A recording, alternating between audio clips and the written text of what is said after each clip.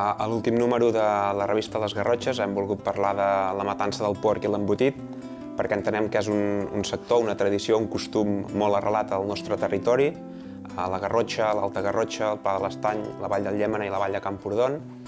És un territori molt avesat a la ramaderia i en aquest sentit hem volgut parlar d'una tradició, d'un costum com la matança del porc, i per fer-ho hem volgut tractar amb dos vessants diferents, amb dues perspectives, que serien la matança del porc més ancestral, més antropològica, i l'altra part seria la matança del porc des d'un punt de vista més comercial, més industrial, en el qual hem parlat amb carnisseries, obradors o fins i tot grans indústries que precisament tenen el seu origen en el món de la matança tradicional i ancestral que es feia a les cases.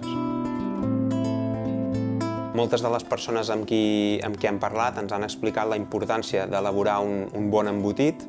que és un procés en el qual intervenen molts factors diferents, des de la pròpia matança del porc fins al fet de netejar bé el budellam o posar-hi la sal i el pebre just.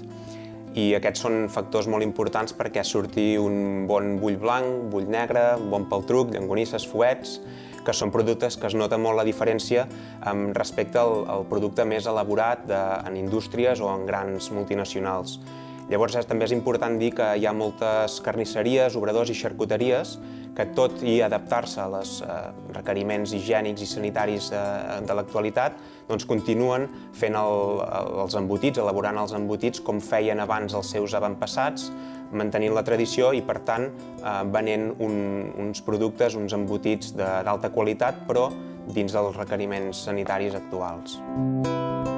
Les Garrotxes és una revista antropològica i, per tant, els protagonistes són les persones que ens han d'indicar i ens han d'ensenyar com es vivia i com es convivia abans. I una de les seccions potents en aquest sentit és el retrat de família, que en aquest cas hem viatjat a la Vall de Bianya per conèixer 3 generacions de pagesos diferents, d'una família ramadera i pagesa. També hi ha la part de patrimoni, que és una altra secció de cada revista de les Garrotxes, en la qual l'element diferencial entren des de valors arquitectònics, gastronòmics, etnològics o fins i tot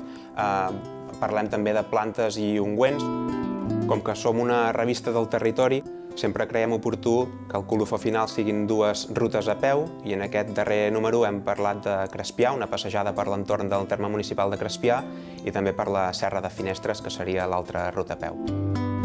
Les Garrotxes intentem i procurem anar sempre a contracorrent del món del periodisme actual.